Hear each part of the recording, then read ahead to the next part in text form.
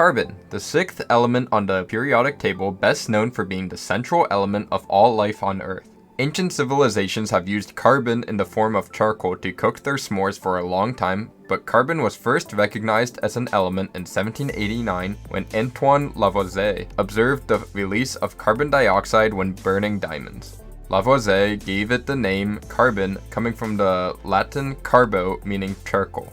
Carbon has an atomic weight of 12, usually found in the solid form due to its extremely high melting and boiling points. It has 4 valence electrons known as tetravalency, enabling it to form 4 covalent bonds with other atoms. Carbon atoms can also readily bond with each other to form long chains, a property known as catenation. Together, all these properties allow carbon to become the pillar of organic compounds.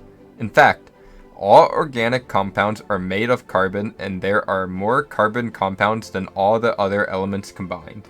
Although essential for life, carbon itself is not particularly plentiful. Only about 0.025% of Earth's crust is carbon, typically in the form of diamonds and graphite or carbonates like chalk and limestone. Industrial diamonds are commonly used for cutting rocks and drilling due to the natural hardness of the mineral. Graphite, on the other hand, is used for pencils, since it is soft, slippery, and leaves a mark on paper with minimal pressure. Our atmosphere also contains carbon in the form of carbon dioxide with a concentration of about 420 parts per million. Hydrocarbons, like crude oil and coal, form through a process called diagenesis, where organic matter from ancient plants and animals are gradually transformed under heat and pressure.